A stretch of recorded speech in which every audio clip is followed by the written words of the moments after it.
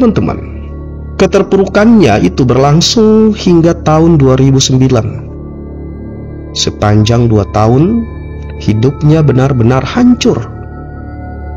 Untuk mencari makan saja, ia harus meminta bantuan kemana-mana.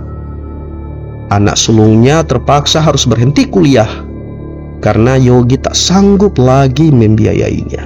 Di rumah Mas Wisnu, Yogi diperlihatkan sebuah keris yang di kepalanya berhias 2 orang yang nampak sedang semedi. Itulah yang disebut Empu Omyang Jinbe, pembuat keris pusaka yang kekuatan goibnya bisa digunakan untuk menarik uang dari alam goib.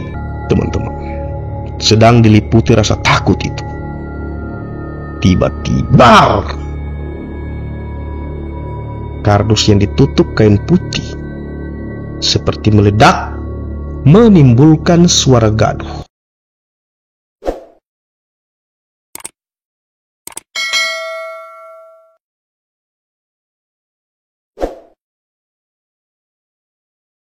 Assalamualaikum warahmatullahi wabarakatuh. Selamat datang dan selamat bertemu kembali teman-teman di Kakak Jo Channel. Apa kabar teman-teman semua pada hari ini? Kakak senantiasa berdoa, semoga kita selalu mendapat perlindungan dari Tuhan Yang Maha Kuasa. Dijaga kesehatan kealfiatan kita, dilimpahkan karunia serta rahmat dan rezeki yang melimpah ruah. Teman-teman, kembali pada kesempatan yang baik kali ini, Kakak Jo akan membacakan dan membagikan sebuah kisah misteri dengan judul Ritual Pesugihan Omyang Jinbe. Kisah ini teman-teman, Kakak Jo kutip dari bilikmisteri.web.id. Semoga saja teman-teman suka dengan kisahnya, menambah referensi, tontonan bacaan, semua hal yang tentunya bergenre horor, mistik maupun misteri. Dan teman-teman, sebelum Kakak Jo membacakan kisahnya ini, Kakak Jo berharap semoga teman-teman senantiasa sudi mendukung pengembangan channel ini. Mohon dengan sangat men-like videonya, silahkan komen, men-share atau membagi video maupun channel Kakak Jo. Buat teman-teman yang belum subscribe, dengan sangat Kakak Jo mohon untuk bisa berkenan men-subscribe channel ini dalam rangka membangun pengembangannya. Semoga Allah Subhanahu wa Ta'ala, Tuhan Yang Maha Kuasa, membalas seluruh kebaikan teman-teman dengan pahala, dengan balasan yang setimpal yang berlipat ganda. Karena sejatinya kebaikan pasti akan dibalas dengan kebaikan. Langsung saja teman-teman, Kakak Jo bacakan kisah misteri yang berjudul Ritual Pesugihan Omyang Jinbe.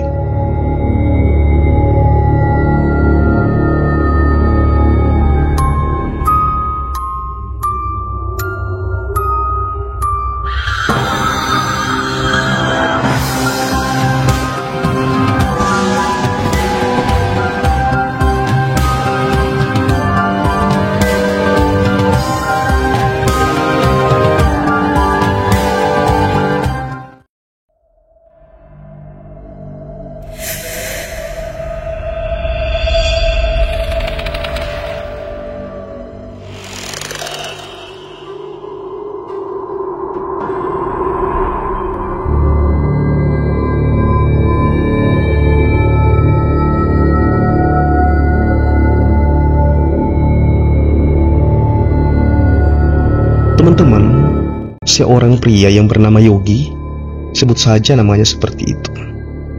Umurnya sekitar 52 tahun dan tinggal di sebuah perumahan di Jakarta Selatan bersama istri serta 2 orang putranya. Sampai penghujung tahun 2007, rumah tangganya tidak menemui masalah yang berarti. Mereka hidup rukun teman-teman, dengan segala kebutuhan rumah tangga yang selalu bisa ia penuhi. Dan 2 orang putranya pun bisa bersekolah dengan layak. Salah satunya sudah duduk di bangku perguruan tinggi dan adiknya masih di bangku SMP. Tapi teman-teman, suatu ketika musibah pun datang. Datang secara beruntun dan langsung membuatnya ambruk hingga tenggelam ke dasar lumpur kenistaan. Padahal baru saja 2 bulan ia mengambil kredit di sebuah bank swasta nasional yang nilainya 700 juta rupiah. Untuk mendapatkan kredit sebesar itu teman-teman, ia mengagunkan rumah yang ia tempati bersama istri serta kedua anaknya itu. Uang sejumlah itu ia gunakan untuk modal usaha karena ia sudah lama mendapatkan klien dari Singapura mengirim hiasan rumah tradisional. Teman-teman, seperti disambar petir di siang bolong, hari itu ia mendapat kabar bahwa barang yang ia pesan dari para pengrajin di Tasikmalaya tidak bisa dikirimkan. Alasan mereka belum mendapatkan bayaran sejak 3 bulan yang lalu. Para pengrajin itu menuntut pembayaran semua barang yang mereka kirim senilai hampir 0,5 miliar alias 500 juta rupiah. Padahal teman-teman, ia sudah membayarkan semua hak mereka tanpa ada yang ia tunda-tunda. Pembayaran itu teman-teman, ia lakukan melalui kasir dan orang kepercayaannya. Tak hanya itu, masalah lain timbul dari kliennya yang di Singapura. Dia menuntut Yogi untuk segera mengirim barang pesanannya. Panik bukan kepalang. Di satu sisi, Yogi harus membayar uang kepada para pengrajin di Tasikmalaya. Di sisi lain teman-teman, ia dituntut untuk mengirim barang ke Singapura atau kontrak yang telah ia bangun akan segera diputuskan. Artinya teman-teman, Yogi akan kehilangan klien sekaligus harus membayar utang yang segunung jumlahnya. Ya teman-teman, tentu saja bukan Yogi tidak berusaha mencari jalan keluar. Ia sudah melaporkan penggelapan uang, penipuan dan korupsi kepada pihak kepolisian. Tapi teman-teman, apapun itu tidak membuat usahanya lancar.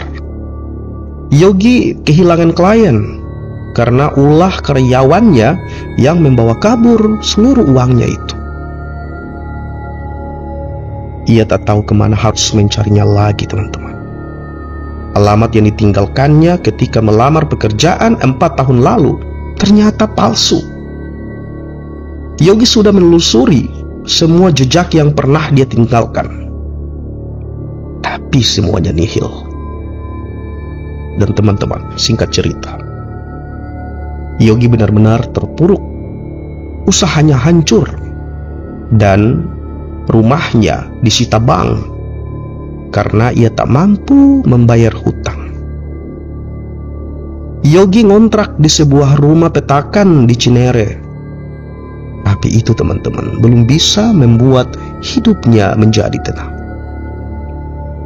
Karena para pengrajin di Tasikmalaya masih terus memburu si Yogi karena ia masih mempunyai hutang kepada mereka sejumlah hampir 400 juta rupiah.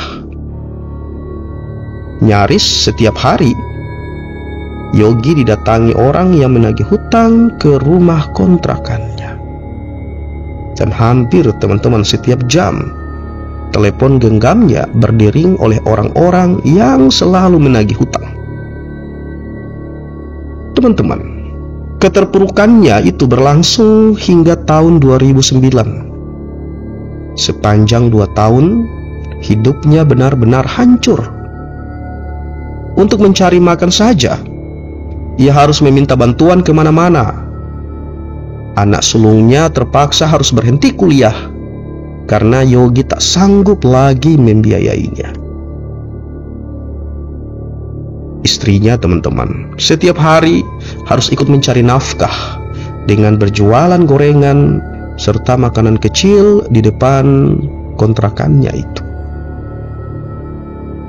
Sementara hutangnya masih menggunung dan Yogi hanya mampu menjanjikan kepada para pengrajin di Tasik bahwa suatu hari ia pasti akan melunasi semua hutang-hutangnya itu. Hari itu teman-teman, temannya Yogi yang bernama Haris memperkenalkan Yogi pada seorang temannya yang bernama Edi. Menurut Haris, temannya yang bernama Edi itu bisa membantu menyelesaikan masalah Yogi dengan kekuatan gaib.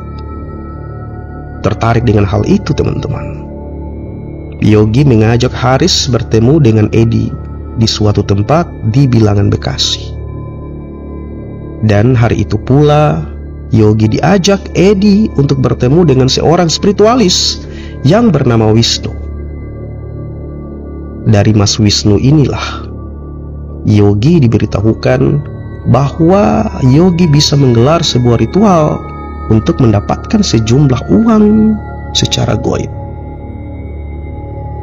Menurut Wisnu teman-teman, spiritualis yang berusia sekitar 45 tahun itu, ritual menarik uang gaib ini menggunakan kekuatan keris Om Yang Jinbe, sebuah keris keramat yang umurnya sudah ratusan tahun. Di rumah Mas Wisnu, Yogi diperlihatkan sebuah keris yang di kepalanya berhias dua orang yang nampak sedang semedi. Itulah yang disebut Empu Om Yang Jinbe, pembuat keris pusaka yang kekuatan gaibnya bisa digunakan untuk menarik uang dari alam gaib. Teman-teman, Yogi semakin antusias karena menurut Mas Wisnu tak perlu tumbal untuk mendapatkan uang dari alam gaib itu. Meski dengan ritual yang teramat sakral, tapi gaib penghuni keris itu tidak meminta tumbal pada pelaku ritual. Gaib itu hanya menuntut agar pelaku ritual itu untuk berlaku jujur. Sebab uang yang bisa ditarik dari alam gaib itu teman-teman hanya boleh dipergunakan untuk membayar hutang atau pelakunya benar-benar dalam keadaan terdesak. Selain itu, jumlah uang yang bisa didapatkan pun terbatas sesuai dengan kebutuhan pelaku itu sendiri. Ya teman-teman, dengan bermodalkan keyakinannya, Yogi menghadap Mas Wisnu untuk kemudian mengadakan perjanjian ritual. Yogi diminta untuk menyediakan sejumlah sesajian lengkap untuk menggelar ritual itu. Yogi harus menyediakan kembang setaman lengkap dengan kemenyan dan uborampe lainnya. Kemudian aku juga diminta untuk menentukan di mana lokasi ritual itu akan digelar. Menurut Mas Wisnu, lokasi ritual itu boleh ditentukan oleh pelaku sendiri. Bisa digelar di tempat keramat atau di mana saja, bahkan juga bisa digelar di rumah pelaku sendiri. Tapi karena rumah kontrakanku terlalu sempit, maka aku memilih menggelar ritual di sebuah tempat keramat di Bogor, Jawa Barat. Begitu ucap dari Yogi teman-teman.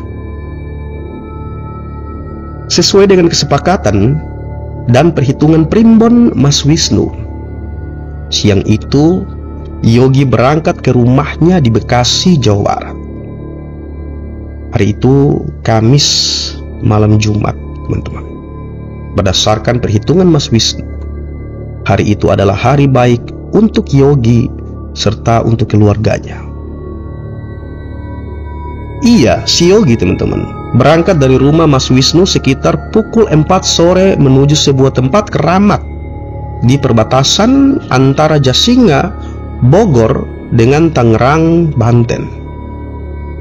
Ritual itu sendiri baru akan digelar menjelang tengah malamnya. Teman-teman, sesuai perhitungan, mereka baru tiba di keramat itu sekitar pukul 8 malam. Setelah meminta izin pada juru kunci, mereka pun langsung menuju lokasi keramat untuk mengenali situasinya. Ternyata teman-teman, keramat ini memang nampak sangat menyeramkan. Pohon-pohon besar berdiri tegak, bagaikan raksasa yang tengah berkacak pinggang. Di bawah pohon-pohon besar itu, berdiri sebuah gubuk kecil yang gelap gulita. Hanya ada sebuah lampu minyak yang kadang redup, tertiup oleh angin malam teman-teman. Beberapa saat Yogi ngobrol dalam gubuk itu bersama 5 orang yang ikut dalam ritual itu. Yogi sendiri teman-teman ditemani seorang saudaranya yang ingin ikut menyaksikan ritual itu. Selama mereka ngobrol, si Yogi merasakan banyak getaran gaib yang menyelimuti tempat keramat itu. Ia yakin teman-teman, tempat itu pasti dihuni oleh banyak makhluk halus yang tak kasat mata.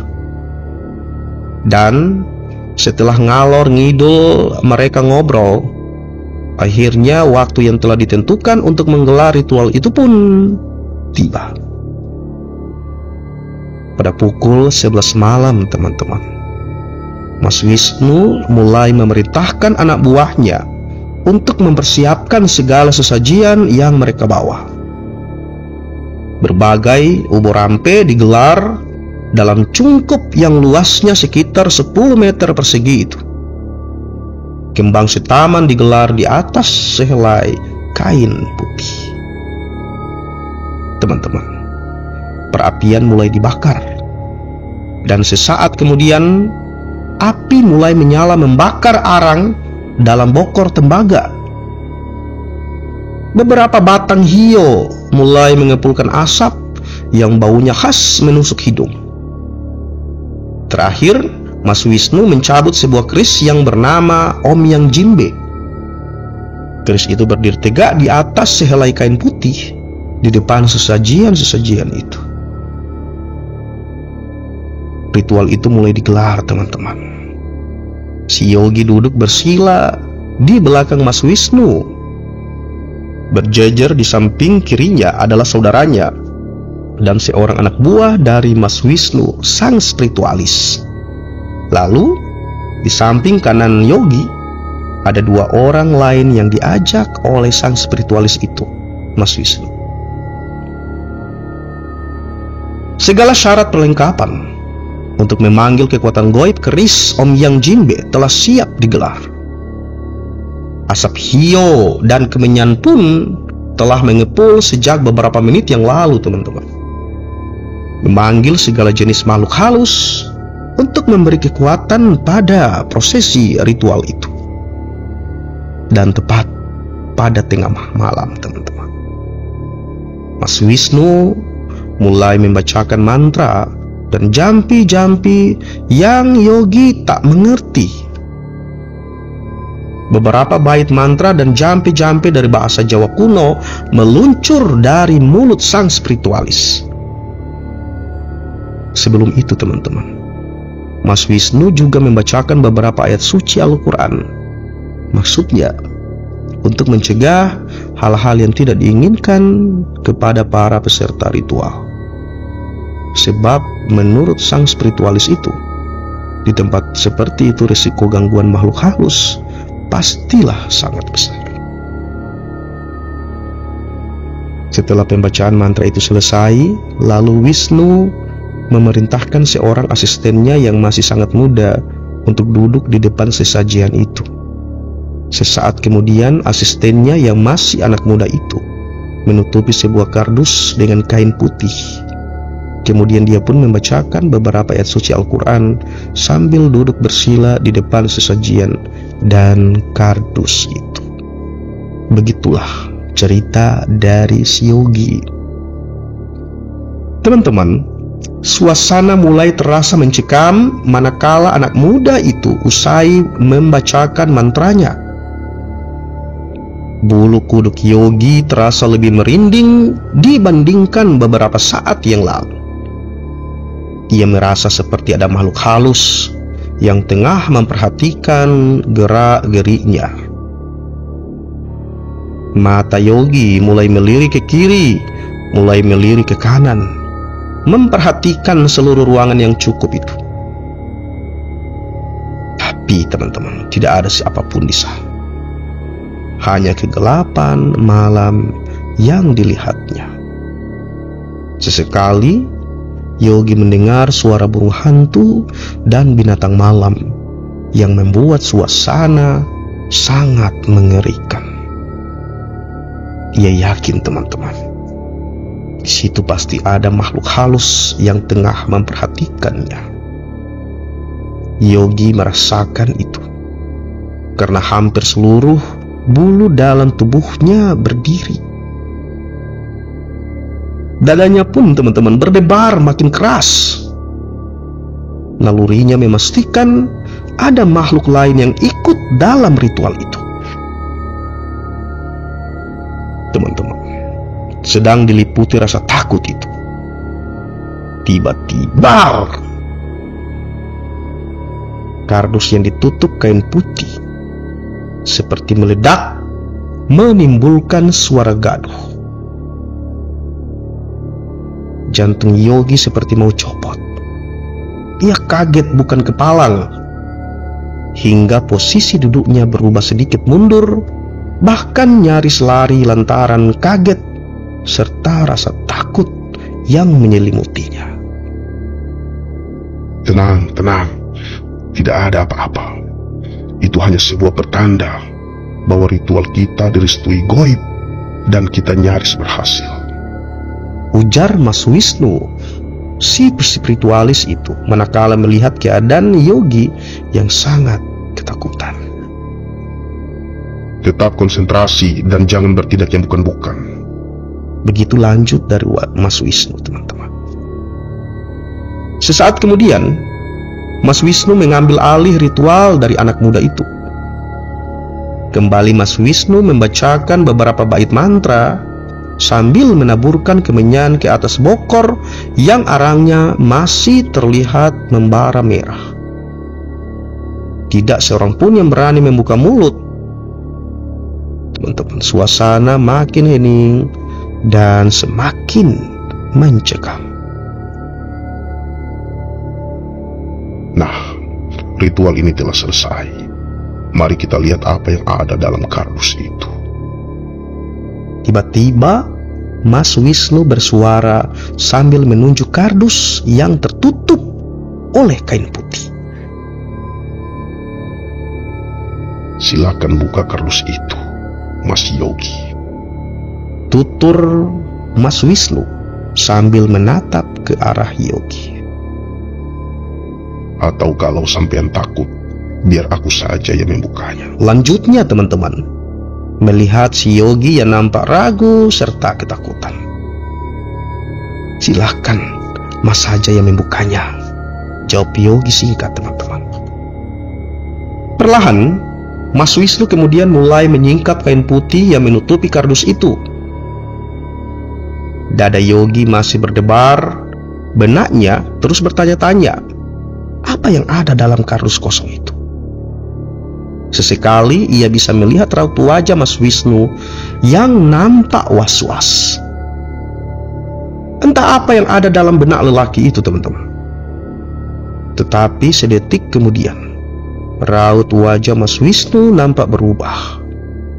Ada rasa sumringah tatkala dia mulai membuka tutup kardus itu.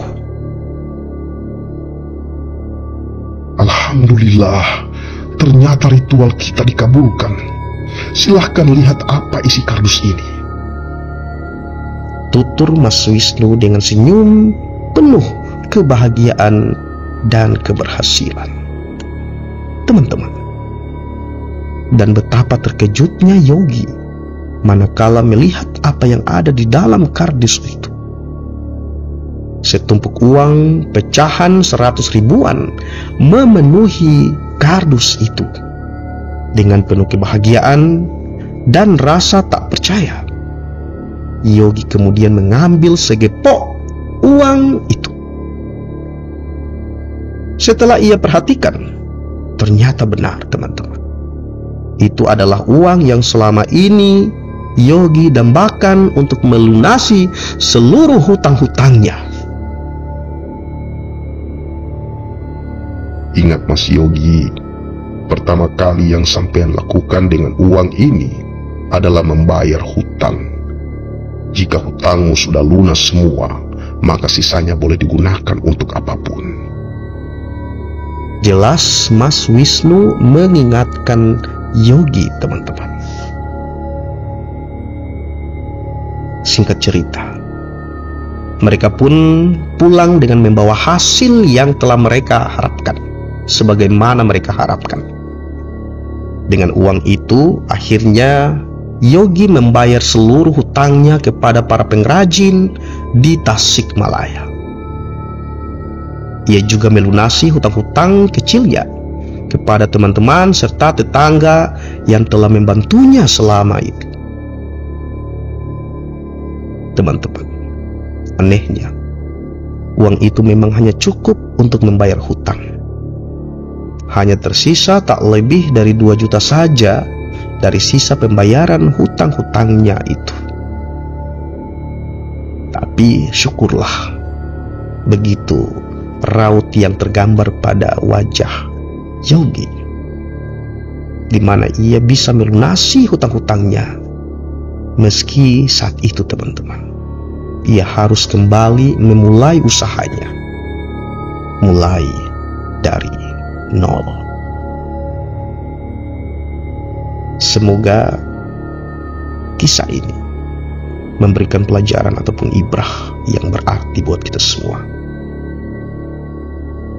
Bagaimana kita menjalani kehidupan kita, berniaga, bersilaturahim, bersosialisasi dengan seluruh teman-teman dan saudara-saudara kita. Teman-teman, demikian sebuah kisah misteri yang berjudul Ritual Pesugihan Om Yang Jimbe, di mana inti daripada kisah ini melakukan sebuah pesugihan untuk mendapatkan uang gaib. Tetapi pada fokusnya cerita ini, kisah ini tentang bagaimana seorang pria yang akhirnya terpuruk karena hutang-hutang, karena dibohongi, karena dicurangi, ditipu oleh seluruh koleganya, kemudian melakukan sebuah pesugihan dengan niat untuk membayar seluruh hutang-hutangnya. Bagaimana segala konsekuensi secara akidah, secara iman yang harus ditanggung oleh si pemuda itu, Yogi, dalam hal ini, wallahu alam, Kakak Jo, kita semua mungkin tidak dapat menjustisnya. Ada yang lebih kompeten untuk menjustis tentang karakter, tentang status daripada seorang Yogi. Sekali lagi kisah misteri ini teman-teman, Kakak Jo kutip dari bilikmisteri.web.id. Sekali lagi semoga saja menambah pengetahuan serta mengedukasi buat kita semua. Dan teman-teman, Kakak Jo sangat berharap semoga teman-teman terus memberikan bantuan buat pengembangan channel ini. Jangan lupa like, comment, share, dan mohon subscribe. Mohon bantuan subscribe-nya teman-teman. Semoga Allah Subhanahu wa Ta'ala, Tuhan yang Maha Kuasa, membalas seluruh kebaikan teman-teman yang telah membantu pengembangan channel ini. Amin ya rabbal alamin. Kakak Jo sadari teman-teman bahwa tanpa bantuan, tanpa partisipasi dan perhatian dari teman-teman semua, maka channel ini tidak akan pernah menjadi apa-apa, tidak akan pernah berarti apa-apa. Terima kasih yang sedalam-dalamnya, yang sebesar-besarnya atas segala bantuan dan perhatian teman-teman semua bagi pengembangan channel ini. Insya Allah kita akan ketemu di lain waktu teman-teman. Dan Kakak Jo akhiri, Assalamualaikum warahmatullahi wabarakatuh.